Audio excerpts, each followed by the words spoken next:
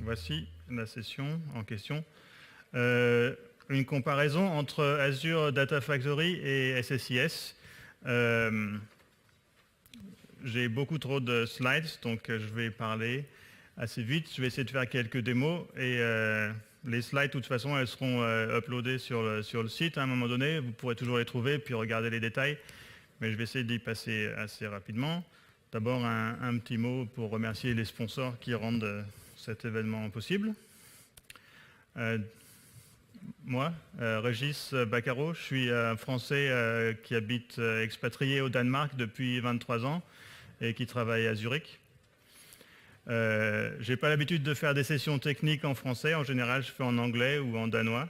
Mais en français, c'est assez rare. Alors des fois, peut-être que je vais hésiter sur des termes techniques. Donc, j'utiliserai les termes danois. J'espère que ça ne gêne personne. Je travaille comme SQL ingénieur dans une société d'assurance zurichoise. J'ai un passé de consultant, de développeur C#, j'ai fait pas mal de SharePoint aussi. J'aime tellement SSIS que j'ai même écrit un livre là-dessus. Je suis aussi l'organisateur d'une conférence à Copenhague qui s'appelle SQL Nexus, qui va être au mois de mai. Je pense que Kenneth, il l'a déjà montré tout à l'heure. Et à part ça, l'agenda assez chargé. D'abord, on va voir un peu ce que Data Factory c'est comme système, quelques concepts de base, comment construire ces pipelines, et puis après, on va passer sur SSIS. Alors ça, j'espère que vous connaissez déjà SSIS, plus que Data Factory, mais bon, quelques mots là-dessus. Et puis après, finalement, la comparaison des deux produits, avec, j'espère, une petite démonstration ou deux entre-temps. Donc Data Factory, c'est un système d'intégration de mouvements de data dans le cloud de Microsoft. Quand ils ont annoncé ça, Microsoft, tout le monde s'est dit « Ouais, super, c'est SSIS dans le cloud ». Ça y ressemble un peu, c'est peut-être un endroit où on peut faire son ETL, son ELT, mais c'est quand même un petit peu différent. Donc c'est un système qui fait de l'orchestration, de l'automation de mouvements de data et de la transformation de data, un peu comme SSIS. L'architecture assez simple de data, il va commencer à m'énerver ce micro, de Data Factory, donc il y a des sources. On peut importer d'un paquet de sources différents, je vous montrerai lesquelles un peu plus tard. On connecte ça à son data hub, on peut stocker, faire des computes là. On construit ces pipelines d'activité et après il y a une destination, ça peut être soit dans Azure, mais aussi dans des choses comme Data Lake ou Data Mart. On peut bien sûr combiner ces data sources et ces pipelines d'activité, donc faire un peu comme on a l'habitude de faire avec son ETL classique. La différence, une des différences, c'est que d'abord, ça ne coûte rien pour commencer, ça ne coûte rien pour finir. Et en fait, le plus on l'utilise, comme dans le reste des technologies Azure, le plus ça coûte. Ce qu'on doit payer, c'est pour le mouvement de data et pour l'utilisation des transformations qui sont faites sur le data. Donc, pour passer sur les concepts de base, la première chose dont on se sert, c'est un dataset. Donc, c'est en fait une description logique du data. C'est aussi le mécanisme pour accéder à ce data. Et ce mécanisme est défini dans un schéma qui s'appelle Linked Service et qui ressemble à ça. Oui.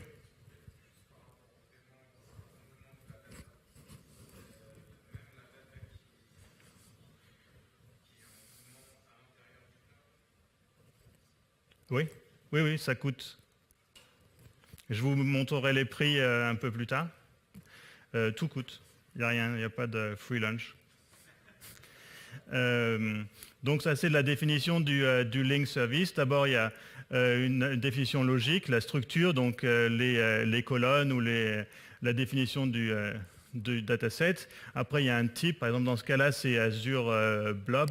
Kenneth, can you give me a pointer? donc dans ce cas-là, c'est un Azure Blob. Il est relié à un link service qui va lui-même contenir, par exemple, la connection string pour ce blob. Et il y a aussi des définitions de comment s'authentifier au service et à quelle fréquence aller chercher les datas sur ce dataset. Un autre des concepts, c'est le concept de pipeline. Et le pipeline, en fait, c'est un concept logique de regroupement des activités. Ça peut être un groupement de data mouvement ou un groupement de transformation de data. Donc, si on regarde un peu comment ça marche, on a un dataset là, une table, un fichier. L'activité, elle va consommer ce dataset. Et elle peut aussi produire un dataset, donc ça va être la sortie de l'activité, l'output. Et l'activité, elle tourne sur un link service, SQL Server ou Hadoop ou autre chose. Et les datasets, ça représente des éléments de data qui sont stockés sur ce link service. Et tout ça, c'est regroupé dans ce qu'on appelle un pipeline. Donc on peut avoir un ou plusieurs pipelines. Chaque pipeline peut être schedulé individuellement. On peut aussi regarder ce qui se passe et on peut les activer, déactiver et les choses comme ça. Si on regarde les activités dans le détail, ce qui est assez simple, il y a deux types d'activités. Donc l'activité, encore une fois, ça définit l'action qu'on doit faire sur ces données. Chaque activité accepte 0 ou plusieurs sets de data et ça va faire un output de 0 ou plusieurs sets de data. Si on regarde les types d'activités, on regarde les sources. Donc tous ces éléments-là sont les sources pour une activité et les oranges sont les destinations. Donc par exemple, on peut dire qu'une activité prendra du data depuis Salesforce et l'output, ça sera jusqu'à Azure Document DB. Ce sont les types qui existent dans Azure Data Factory maintenant et ça change tous les mois, ils en rajoutent. Quand j'avais fait cette session il y a 8 mois, il y avait à peu près la moitié de sources et de transformations. Les astérix, je ne sais plus. Ça veut dire que c'est les astérix, ça veut dire que ça demande le data movement gateway, puisque les astérix, ça représente des data sources et des data destinations qui sont on-prem. Au niveau des transformations, c'est bien plus pauvre que SSIS. On peut faire du PIG, du MapReduce, du Machine Learning Activity. On peut aussi lancer des procédures stockées. J'aime bien ce mot français. Store procedure sur sa base de données on-prem. Et puis il y a un environnement de compute, donc tout ce qui est Hadoop, mais aussi on peut lancer des VM dans Azure ou SQL Data Warehouse et même Data Lake Analytics. Donc ce sont les activités qui existent aujourd'hui. Quand chaque unité de data qui est consommée par la transformation, la copie, ça s'appelle une data slice. Donc, par exemple, ça représente une data slice qui tourne toutes les heures. Donc la première, elle était de 8h à 9h, la deuxième de 9h à 10h et l'actuelle de 10h à 11h. Donc il y a un scheduler là-dessus qui dit qu'il faut que ça tourne toutes les heures, mais ça peut être aussi tous les jours, tous les mois, toutes les semaines, tous les troisièmes jeudis. Et donc, dans ce cas-ci, c'est encore la même activité de 8 à 9, de 9 à 10, de 10 à 11. Et cette fois-ci, il y a un dataset qui est comme input. Donc, il y a toutes les data slices qui sont prêtes, puisque maintenant, on est en train d'ingérer de 10 à 11. Celle-là, elle a été ingérée, elle est en train d'être travaillée. Et l'output de 8 à 9 et de 9 à 10, ils ont déjà été près, mais de 10 à 11, c'est celui qui attend d'être transformé ou copié juste maintenant. Ça, on a vu déjà. OK. Donc, quand on veut construire un pipeline avec Azure Data Factory, il y a plusieurs façons de le faire. Les façons sont illustrées en haut, là. Je vais vous montrer toutes les façons de le faire avec quelques démonstrations. La première, c'est sur le portail azure.com. On choisit Data Factory et depuis là, on crée son Data Factory. On crée ces link services qui représentent soit des data stores, des sources ou des destinations, et puis ces transformations comme ressources de compute. Le data store, c'est l'authentification, la connexion, toutes les informations relatives aux sources et aux destinations. Et si la source c'est on-prem, donc il faut faire une référence à une data gateway.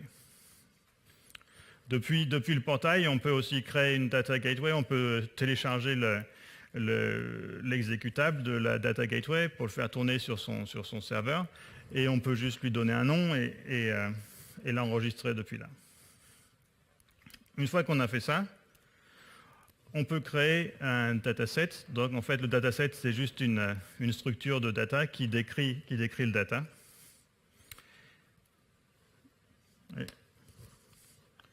Laissez-moi vous montrer. Donc en fait, le cas en question là, c'est merci. C'est une société d'assurance de bateaux, pas de bateaux de croisière, mais de cargo, qui transportent des containers. Et ils n'ont aucune infrastructure on-prem chez eux. Ils reçoivent des fichiers de différentes compagnies maritimes, comme la compagnie d'assurance Lloyd ou différents armateurs. Et ils veulent regrouper tous ces datas pour voir quand c'est que les bateaux ont eu la dernière inspection, quels défauts ils ont eu, etc., etc. Et à partir de ça, ils peuvent générer la prime qu'il faut payer pour assurer un cargo. Donc, laissez-moi... Ouais, ça marche, hein, ça. Restore topology.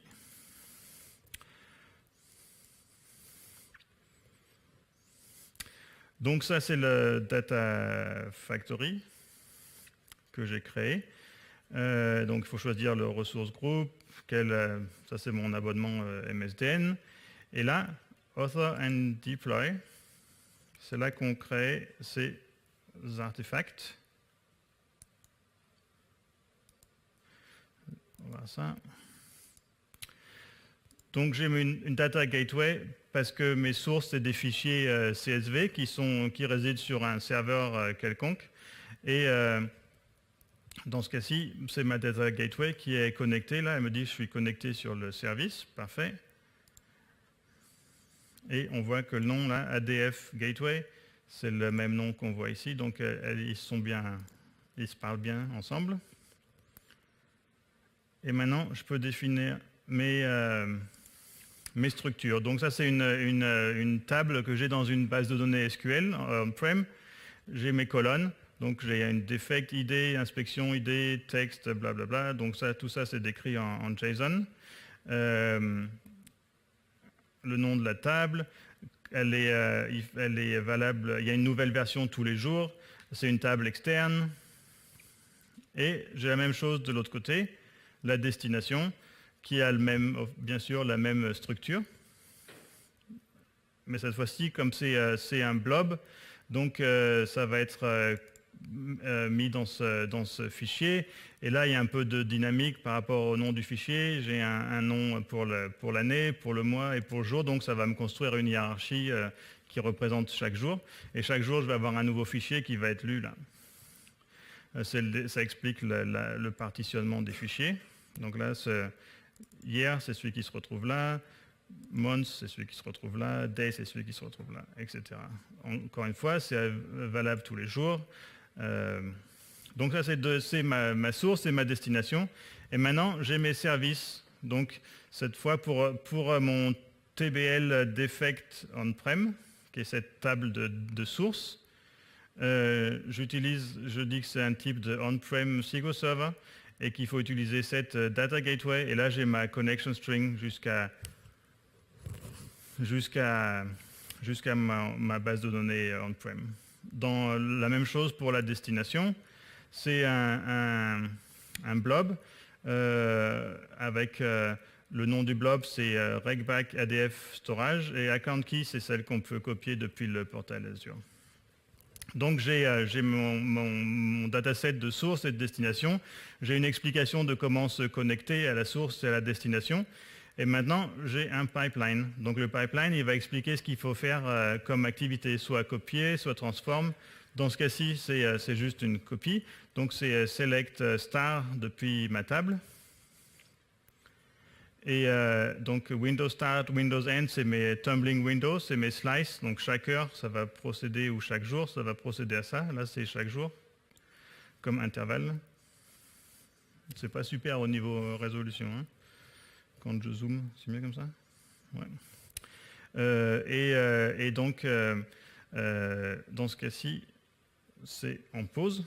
Sinon, ça me revient trop cher. Je l'ai mis en pause, donc il n'y a rien qui est exécuté.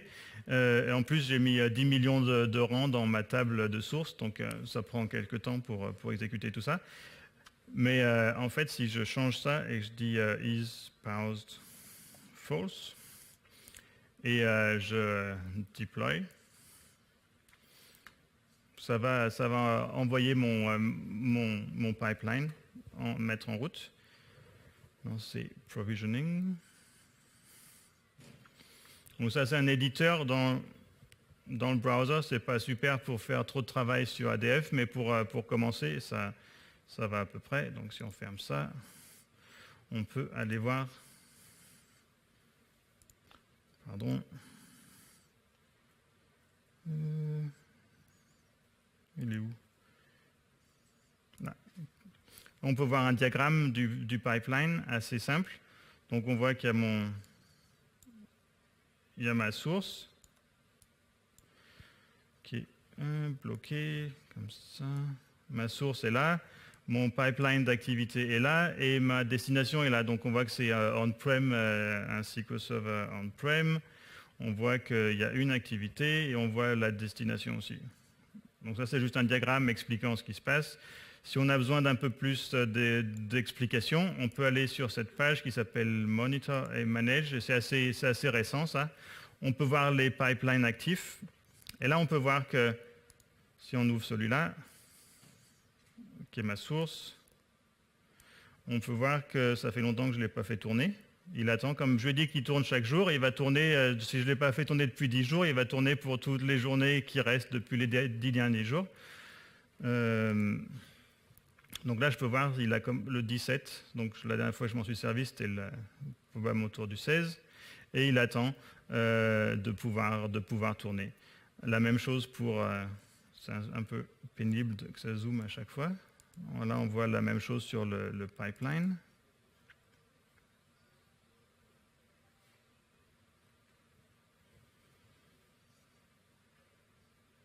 Donc là, c'est juste pour voir l'activité et puis on ne peut pas rédiger rien du tout, on peut juste voir ce qui se passe. Là, on voit qu'il a été provisionné et ça commence le 12 janvier et on l'arrête le 30 décembre 2099. Bon, d'ici là, je serai sûrement plus en train de travailler avec ça. Donc ça, c'est pour monitorer. On peut aussi voir les définitions. Par exemple, on voit le JSON qui est la définition de l'activité. Mais encore une fois, ce n'est pas pour rédiger, c'est juste pour voir ce qui se passe. Donc on va le laisser tourner un peu. Peut-être 10 millions de rangs, c'est un peu exagéré, mais bon, c'est pas grave. On va le laisser tourner. OK. Ça, c'était la première façon de faire son Azure Data Factory. Là. Comme ça. La deuxième façon, c'est d'installer dans Visual Studio une extension pour faire du Azure Data Factory. On peut créer un projet de type Azure Data Factory et depuis ce projet, on peut créer tous les artefacts qu'on peut faire sur le portail web. Moi, j'aime bien avoir Visual Studio en couleur noire. mais sauf que quand on sert de Azure Data Factory, ça ne va pas du tout. Donc là, pour faire plaisir à tout le monde, je l'ai laissé en blanc, parce que peu importe la couleur qu'on choisisse, le fond d'écran il sera toujours blanc, et il y a des trucs qui sont complètement illisibles, surtout les systèmes de déploiement avec fonte noire sur fond noir, c'est assez dur à lire. Donc je conseille le blanc. La même chose, encore une fois, cette fois-ci c'est une table que je décris ici, qui s'appelle tabelle inspection. La destination, ça va être encore sur mon blob. La description de la source, mon connection string. Cette fois-ci, il y a les encrypted credentials qui sont là. Le nom de la gateway à utiliser quand on se connecte. Et puis la même chose pour la destination, donc c'est mon storage, blob storage. Et ce qu'il doit faire dans le pipeline, il va copier. Il n'a pas ouvert. Ok, apparemment c'est un fichier qui est difficile à ouvrir celui-là.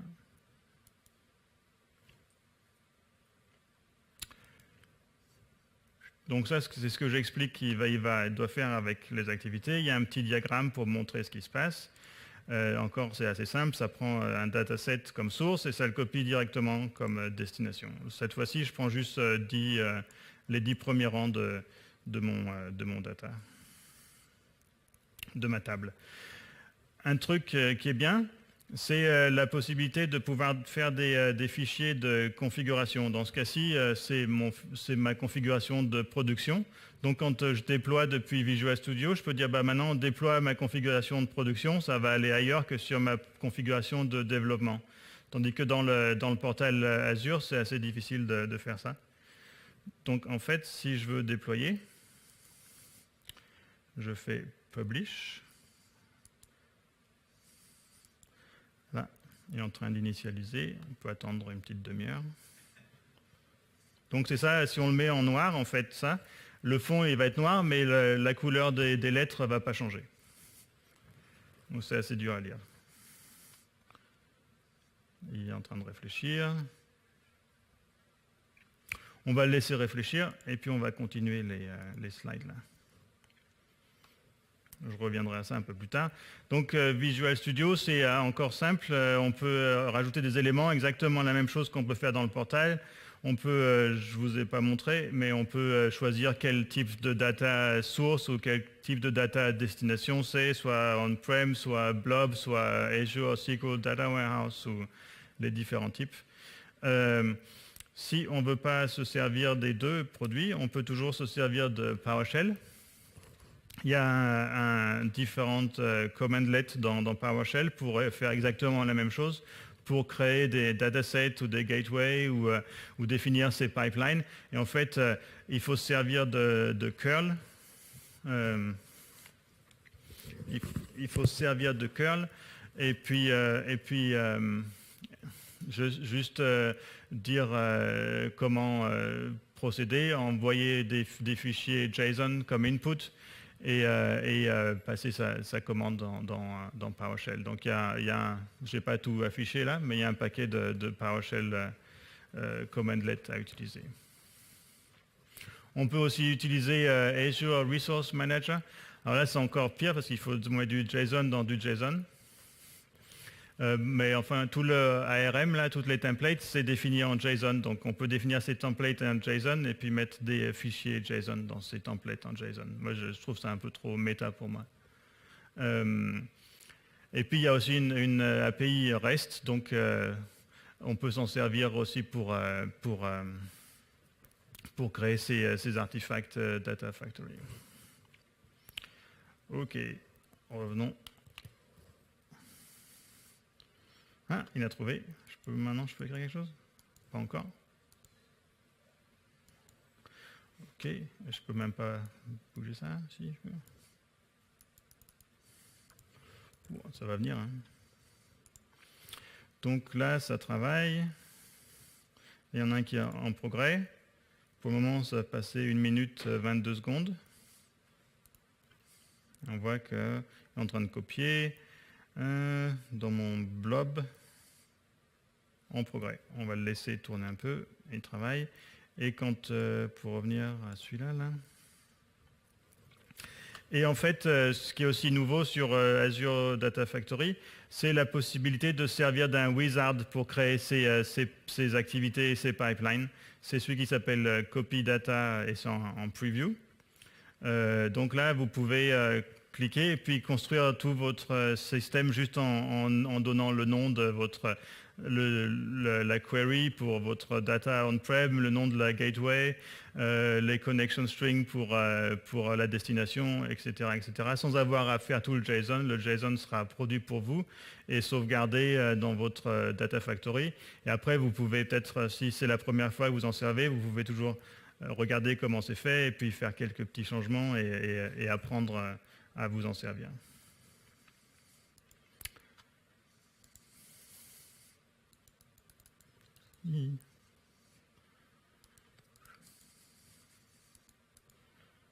Bon.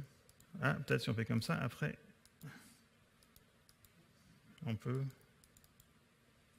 Il n'est pas super content aujourd'hui. Hein. Si on arrête, on recommence.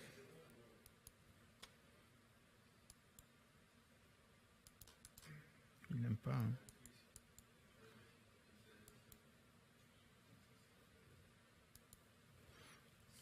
On va réessayer. L'autre c'était méta, celui-là c'est un peu bêta quand même.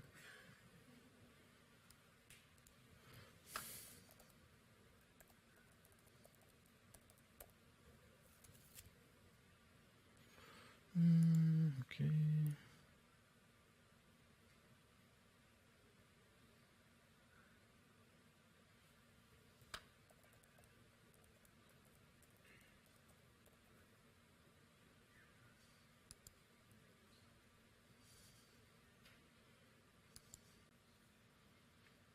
Ah, et ben voilà. Ok, MS Cloud Summit Test. Test. On va pas marquer test tout le temps. North Europe, ADF Resource Group, très bien. Next. Donc en fait, si c'était mon déploiement en production, je pouvais dire, OK, on se sert de cette fichier prod.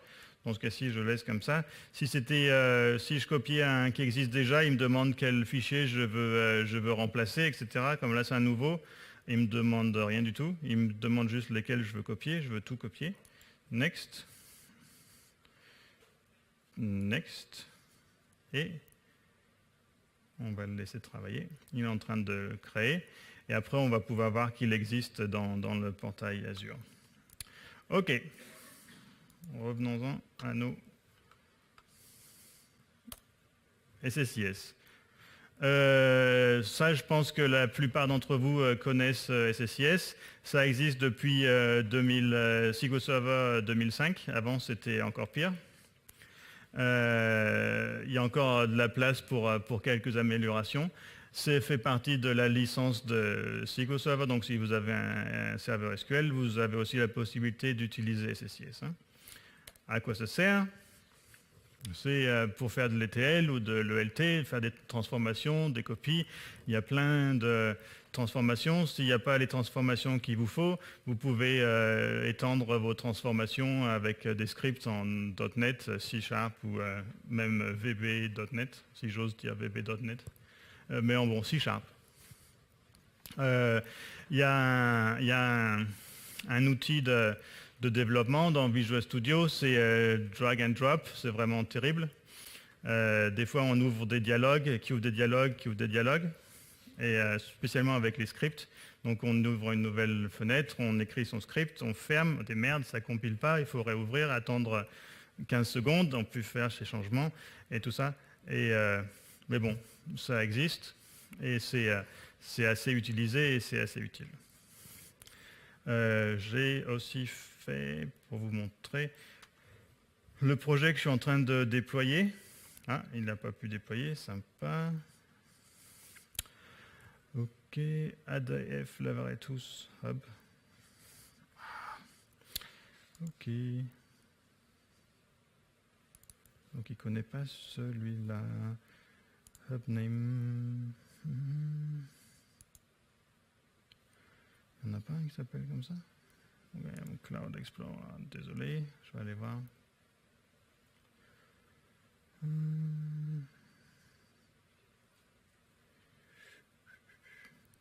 Mes Data Factory, il y en a, il est quand même déployé. Qu'est-ce qu'il me dit? Donc il a déployé presque tout. Il faut juste que j'aille voir mon storage account.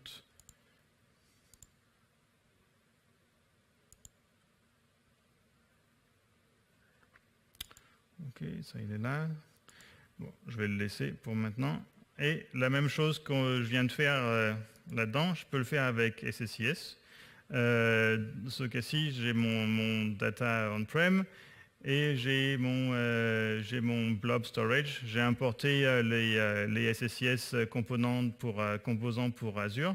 Donc ils sont ici, tous les composants pour Azure, et c'est un download spécial pour SSIS. Donc blob upload, HD Insight, SQL Data Warehouse et tout ça. En gros, je prends ma source, c'est donc ma table de source sur on-prem, et j'ai ma destination qui, cette fois-ci, se sert de cette connexion, qui va sauvegarder tout ça dans un blob qui s'appelle SSIS et qui donnera le nom SSIS Upload Table Defects. C'est la même table avec 10 millions de rangs. Dans la table, 10 millions de lignes. Oh, ça marche pas super ça. Et si on regarde ça là, c'est donc le nom de mon storage et l'account key qu'on peut copier depuis le portail Azure. Par défaut, c'est le nom qui l'utilise, et on peut tester la connexion et ça marche en général. Si on est en Chine, il faut juste cliquer là. Et donc, ouais.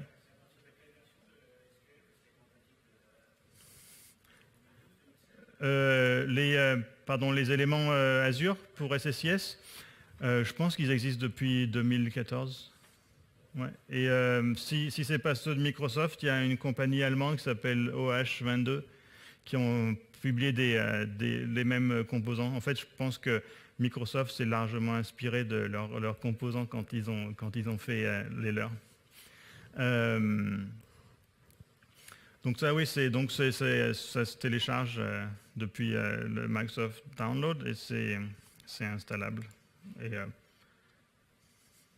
ça marche à peu près. Donc si je fais tourner ce paquet, ça va me charger mes 10 millions de lignes, mais je ne vais pas faire ça maintenant, ça peut-être un peu. Maintenant, il faut comparer les deux. Donc voici tous les éléments que je veux comparer par rapport entre SSIS et ADF. Au niveau développement, pour SSIS, donc on peut se servir de SQL Server Data Tools dans Visual Studio, c'est gratuit. Pour ADF, on peut se servir du portail Azure de l'éditeur ADF que je vous ai montré, on peut se servir de Visual Studio, on peut écrire des scripts JSON, on peut écrire du PowerShell. Et donc la différence entre les deux, c'est que pour les deux, il y a un outil standalone qui est Visual Studio. Il n'y a pas de GUI super bien pour ADF. Il y en a une pour SSIS, même si ça prend longtemps à s'en servir. Elle est là. Les deux sont gratuits, donc SSDT c'est gratuit. SSIS, ça demande une licence SQL Server. ADF, ça demande un abonnement Azure. Pour le développement,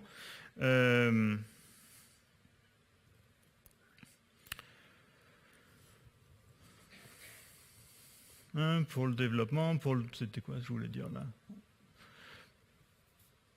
Oui, pour le déploiement, on peut se servir du portail Azure, on peut se servir de SSMS pour SSIS. SSMS c'est aussi gratuit, et pour ADF, on peut se servir de PowerShell avec les commandlets Azure Data Factory.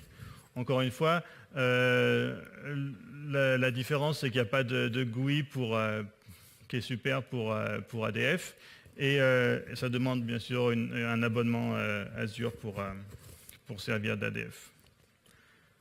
Au niveau prix, l'orchestration, c'est-à-dire quand on fait tourner, quand on charge ces datas et puis les déploie quelque part, transforme, il y a différents types de prix. Il y a haute fréquence et basse fréquence. Basse fréquence, haute fréquence, c'est plus que tous les jours. Donc si vous faites toutes les heures, c'est haute fréquence. Si vous faites tous les jours, toutes les semaines, tous les mois, c'est basse fréquence. Donc il faut payer 0,51 euros par activité pour les hautes fréquences et 0,84 pour les basses fréquences, par activité par mois. Si vous avez des data on-prem et vous servez de la Data Management Gateway, les prix sont un peu différents. Si vous en servez qu'une fois tous les mois, ça va vous coûter 2,11 euros par activité. Si vous en servez tous les jours, ça va vous coûter 1,26 € tous les mois. Donc c'est comme chez le dealer du coin, les 5 premiers sont gratuits, et si vous en avez plus de 100, il vous fera un prix de gros. Donc les 5 premières activités sont gratuites. Après, si vous en avez beaucoup, vous en servez de façon extensive, vous avez 20% de discount. Après, il y a le mouvement de data entre les data stores du cloud. Si vous avez une source qui est sur un data store A, qui va sur une source qui est sur data store B, ça va vous coûter 0,21 € de l'heure. Donc si vous avez un mouvement de data qui prend 1 heure, ça vous coûtera 21 centimes d'euros. Si ça vient de votre data qui est on-prem, ça vous coûtera que 0,08 € de l'heure. Si vous ne servez pas vos pipelines, il faut payer quand même 0,67 € de l'heure par pipeline, par mois, pardon, par pipeline. Des fois, ça ne marche pas, rarement. Donc vous avez besoin de reprocéder vos activités. Si toutes vos activités sont dans le cloud, ça coûtera 1,13 € par 1000 rerun. Et si c'est on-prem, ça vous coûtera 2,83 € pour 1000 rerun. Et encore une fois, si vous ne vous en servez pas, ça vous coûte 0,67 € par mois. Tous les détails des prix, pour essayer de voir combien ça vous coûte, c'est suivez ce lien là, il y a une calculette pour tous les prix du Data Factory. Si on compare ça avec SSIS, c'est complètement gratuit. Dans l'édition Express, il y a un Wizard Import et Export. Dans l'édition Standard et BI, qui n'existe plus dans 2016, vous avez aussi bien sûr SSIS. Si vous avez l'édition Enterprise de SQL Server, là vous avez un peu plus de possibilités. Vous avez le Change Data Capture, il y a quelques autres adapteurs. Et c'est la même chose avec SQL Server 2016 SP1, même s'ils ont mis plein de choses gratuites dans toutes les éditions, ou inclus. Il n'y a aucun changement pour SSIS. Donc, pour résumer, pour SSIS, il vous faut une licence. Vous payez pour vos features et dans ADF, vous payez pour votre utilisation. Au niveau environnement, l'environnement Azure, c'est bien sûr ADF. Après, dans SSIS, il vous faut du hardware, il vous faut du software, il vous faut payer votre data center, il faut payer l'électricité, le loyer, le chauffage et tout ça. Au niveau de déploiement, SSIS, il y a plusieurs façons de déployer. Vous pouvez déployer sur MSDB, vous pouvez déployer comme projet ou comme paquet, vous pouvez juste vous servir du file system et déployer vos DTSX paquets sur le file system. Vous pouvez aussi vous servir de SSIS catalogue. Dans ADF, pour déployer, vous pouvez le faire avec des scripts PowerShell et vous pouvez bien sûr automatiser tout ça avec PowerShell. Au niveau monitoring, dans SSIS, vous pouvez construire votre propre système pour générer des alertes. Vous pouvez enregistrer, loguer toutes les erreurs. Vous pouvez faire quelque chose. S'il y a une erreur, vous pouvez procéder, mettre les rangs d'erreurs dans une autre table. Enfin, il y a plein de façons de procéder. Dans ADF, vous pouvez juste loguer les erreurs qui peuvent arriver. Et en fait, ça va être montré là comme data slice. Ça va vous dire que ça n'a pas marché. Et si vous ouvrez ce data slice, ça va vous dire que ça va vous donner plus d'indications sur l'erreur. Il n'y a aucun event handler dans ADF comme il y a dans SSIS.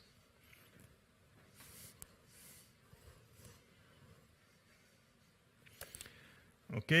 Donc SSIS, il y a du log, il y a aussi tous les rapports d'exécution que vous pouvez voir. Vous pouvez faire vous pouvez aller voir dans les rapports, les sous-rapports, les activités de chaque paquet, ce qui se passe, combien de temps ça prend, etc. etc. Dans ADF, il y a aussi le diagramme, comme je vous ai montré. Vous pouvez cliquer sur un élément individuel du diagramme et ça va vous afficher les informations de cet élément individuel. L'interface n'est pas super, mais ça vous donne quand même quelques possibilités et ça s'améliore de mois en mois. Vous pouvez voir chaque exécution de data slice et vous pouvez suivre votre data, donc faire du data lineage. Ça vous montre une vue complète de tout votre storage, de tout votre processing, de tous les mouvements. C'est assez facile d'aller voir où l'erreur se trouve et à quel moment elle s'est produite, sur quel slice, etc. C'est possible de créer des alertes et de recevoir un message s'il y a un problème qui s'est produit dans votre pipeline. OK. Donc pour résumer, ADF, monitoring, check, SSIS aussi, drill through, ADF, check, SSIS dans les rapports, on peut voir dans les détails ce qui se passe. Data slice dans ADF, oui, on peut voir pour chaque récurrence comment c'est. Et le data lineage est aussi possible dans ADF. SSIS, c'est aussi possible, mais pas sans rien faire. Il faut que vous le construisiez vous-même. OK. Au niveau source et destination, les sources pour ADF, les sources pour SSIS, un peu plus nombreuses. Et les destinations, je vous ai montré ça, je vais la remettre, la slide là. Il y a un paquet de destinations aussi dans SSIS qui n'existe pas dans SSIS. Encore une fois, les sources, c'est tout. Tous les éléments de cette table et les destinations, c'est ce qui est en orange et l'astérisque, ça indique qu'il faut le Data Management Gateway. Au niveau transformation, dans ADF, il y a des transformations de pipeline, donc Azure Machine Learning, Custom Pipeline, on peut mettre ou SQL Store Procedure, on peut écrire ça. Invoquer une store procedure ou faire des transformations Hive ou des PIG ou du MapReduce. Dans SSIS, il y a un paquet de transformations les plus communes et puis encore d'autres transformations.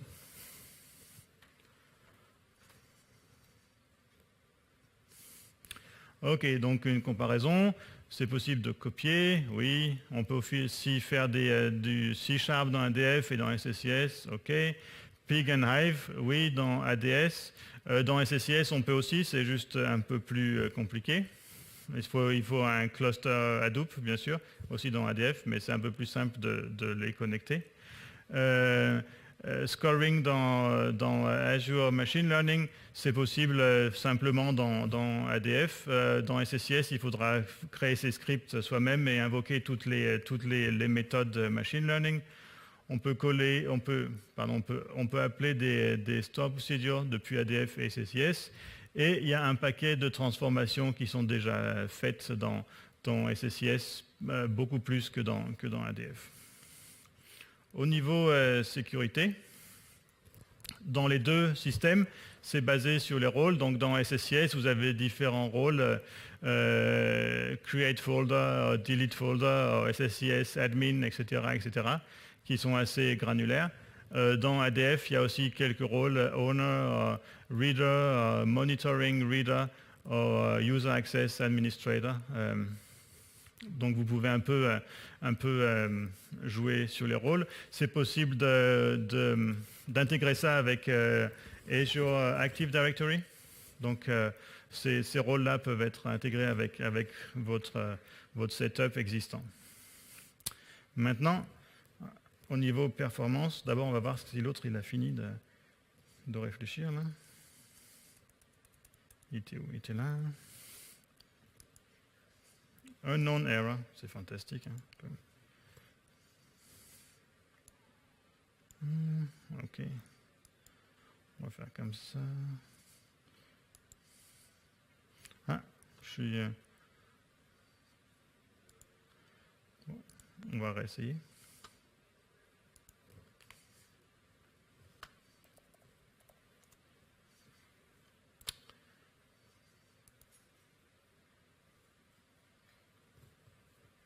Ok. Des fois, on-prem, c'est mieux. Hein. Ouais, il n'y a pas d'internet. Sympa. On va essayer celui-là.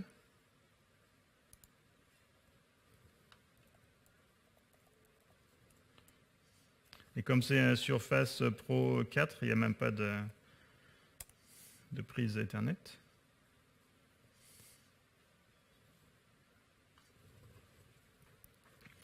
Ok. Plan B. Au moins. C même. Mon abonnement danois. Ils vont être contents.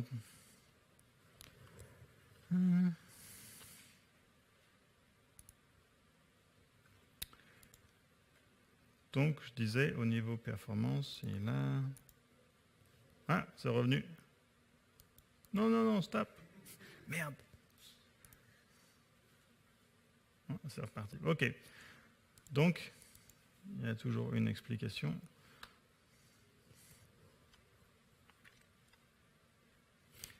Bon, en fait, quand j'ai essayé la performance, je me disais, j'ai essayé d'abord avec 1 million de rangs dans cette table que je vous ai montré avec tous les défauts des bateaux. Et je dis, bon, 1 million de rangs, j'essaye avec SSIS. Après, j'essaye avec ADF sur le même réseau. Hein. Je n'ai pas fait un depuis mon téléphone et l'autre depuis ma fibre optique. Sur le même réseau, j'ai essayé de charger les millions de rangs. Ça a pris un certain temps, je vous montrerai ça tout à l'heure. Et après, je me suis dit, bon, 1 million de rangs, ça a pris X minutes. On va mettre 10 millions au lieu d'1 million pour voir combien de temps ça prend. Et en fait, le résultat m'a surpris. Alors, juste pour vous commencer à vous expliquer. Donc, voilà, ça c'est pour mon million de rangs. J'ai fait plusieurs exécutions.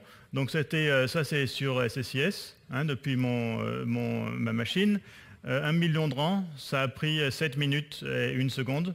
La deuxième fois, ça a pris 6 minutes et 8 secondes. Sur ADF, donc ça c'était sur SSIS. Sur ADF, la première fois, ça a pris 7 minutes 34. La deuxième fois, ça a pris 5 minutes. Donc en moyenne, c'était à peu près la même chose à chaque fois et c'est assez comparable entre SSIS et ADF au niveau performance. La deuxième fois, avec 10 millions, combien de temps vous pensez que ça prend? Cédric? 10 fois plus de données. Donc tu dis 70 minutes ou 60 minutes en SSIS et un quart d'heure en ADF. 9 minutes en SSIS et 9 minutes en ADF. Et en fait, si on regarde les détails de ce qui se passe, c'est comme quand tu dois faire tes devoirs, tu sais, les 3 premiers jours, tu regardes ton truc, et puis le matin, avant de prendre le bus pour aller à l'école, tu remplis ta copie. En fait, les 3 premières minutes, elles sont utilisées pour faire des échanges de structures, de data, d'authentification. Et ce qui se passe, en fait, ça prend autour de 6 minutes, 7 minutes, le transfert réel de données. Et j'étais assez surpris de voir qu'entre 1 million et 10 millions de rangs, il n'y avait pas une grosse différence de temps. Je n'ai pas essayé avec 100 millions, parce que je n'ai pas autant de crédit dans Azure. Mais ça m'a assez surpris. Et ça m'a aussi surpris que les performances soient à peu près équivalentes. J'aurais pensé que SSIS serait plus performant que ADF. J'avais pensé que la data gateway, ça allait être assez lent. Bon, la data gateway, elle a aussi une limite par rapport au nombre de connexions qu'il peut y avoir. Si vous servez de la data gateway pour plusieurs choses à la fois, ça va sûrement être plus lent. Revenons. Celui-là, ça y est, il a fait copier 1 million de rangs. Ça a pris 14 minutes sur le réseau sans fil d'ici. Et maintenant, il attend la prochaine. Ça, c'est celle du 24. Il va faire celle du 23, après il va faire celle du 22, et après il va commencer à prendre de l'argent sur ma carte de crédit. Donc voilà, on voit que celle-ci, elle a été...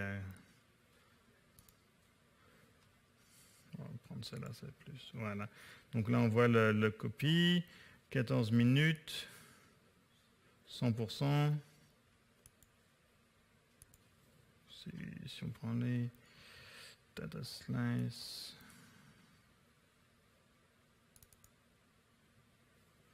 On voit les détails. Voilà, donc l'activité.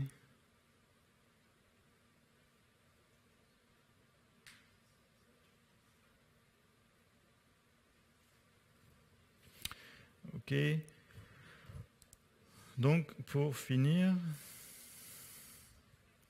une petite conclusion.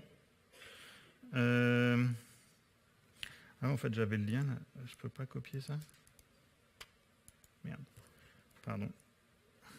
Juste, j'avais le lien de tous les détails, là. Celui-là, il marchait.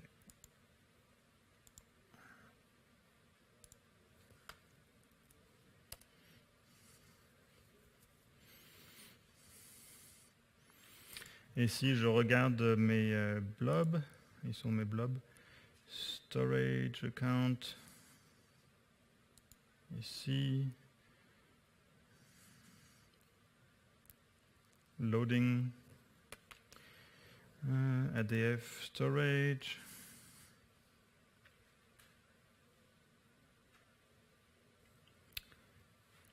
c'est pas super rapide hein, quand même. Bon, on va passer à la conclusion. Après, on reviendra là. La conclusion, c'est que ça dépend. Donc, en fait, SSIS et ADF, ils ne sont pas complètement construits pour la même chose quand même.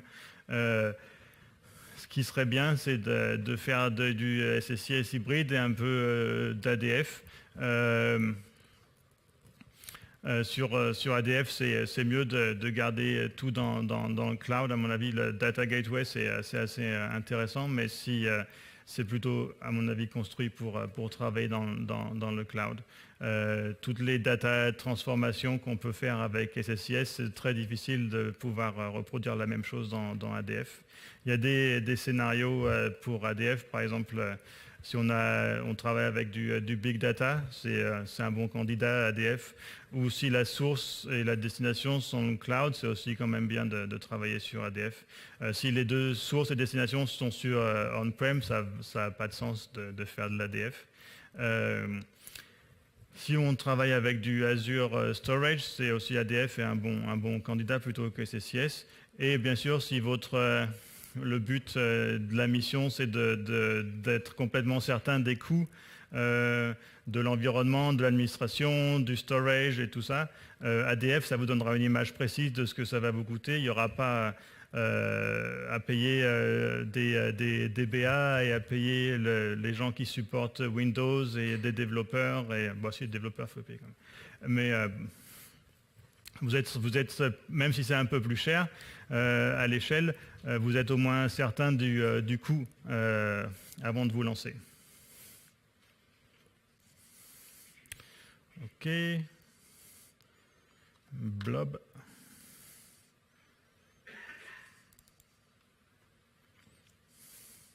Je suis toujours en train de... C'est pas super rapide hein, quand même. Ouais, il me reste 5 minutes, mais quand même. Bon, OK. On va laisser. Conclusion. Des questions?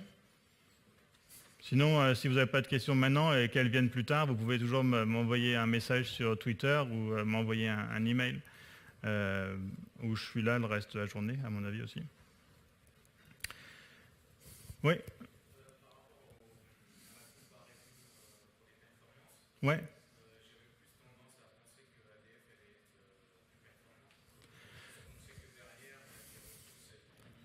Ouais. Mais ouais, moi j'ai été surpris aussi. Bon, c'est un test assez simple, hein. C'est peut-être pas complètement conclusif. J'ai une source, les deux c'est au même endroit, c'est sur cette machine. i7 16 gigs de mémoire. Et la destination, c'est sur un blob. J'ai fait aucune transformation, c'est vraiment copié de A jusqu'à B. Si la source, la destination était sur le cloud, SSIS aurait été bien plus lent, bien sûr.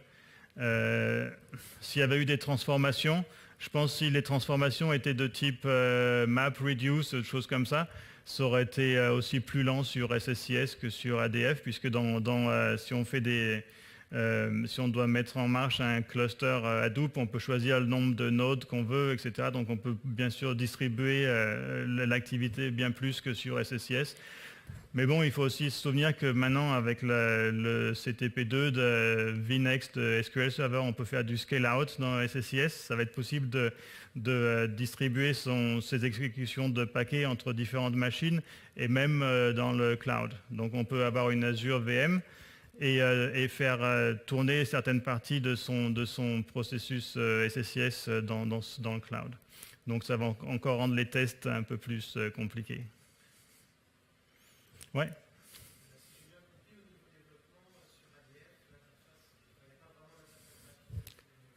Ouais.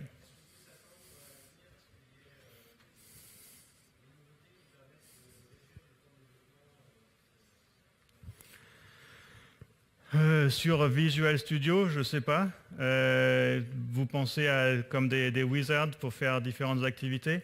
Il y en a dans le cloud déjà. Si on va voir ça, juste là. Il y a un wizard qui est en preview. À mon avis, ils vont en rajouter quelques-uns. C'est assez lent quand même, hein. Mais en fait, c'est tout simple. Ça vous demande tout ce qui est configurable dans votre activité ADF. Vous pouvez l'écrire dans des textes, des champs textes. Et ça va générer le JSON pour vous. Et après, vous pouvez voir comment c'est généré. Donc c'est assez simple. C'est que pour copier du data maintenant, de A jusqu'à B, pas de transformation ni rien du tout. Mais c'est un début. Donc vous voyez, tourner, faire ça toutes les minutes. Quand ça doit finir, une description.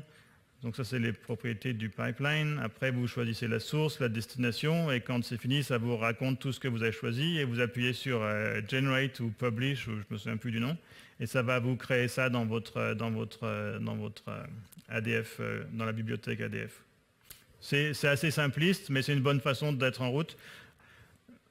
Je pense pas qu'il fasse ça directement dans Visual Studio.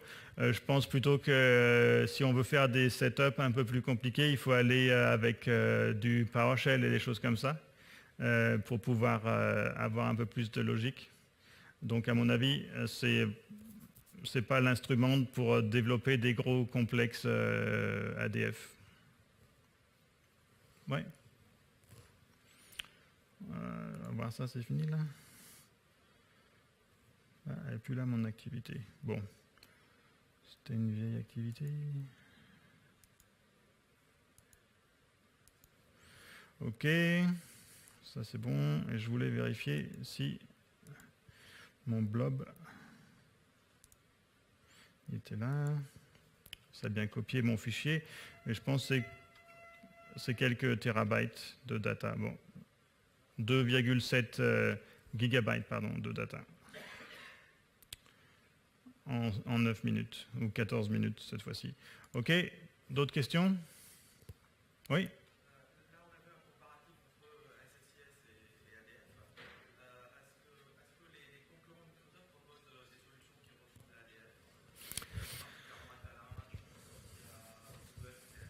Ouais, un petit peu. Il n'y a pas de choses complètement comparables, mais bon, après, on peut toujours adapter ces cas de figure.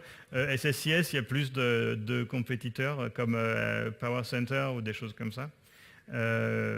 Mais pour ADF, non, pas vraiment. Ouais, question? Bon, bah, encore un peu de publicité pour SQL Nexus au mois de mai à Copenhague. Et n'oubliez pas d'évaluer les sessions. Bonne journée, bonne fin de conférence et merci. Ouais, bah, merci.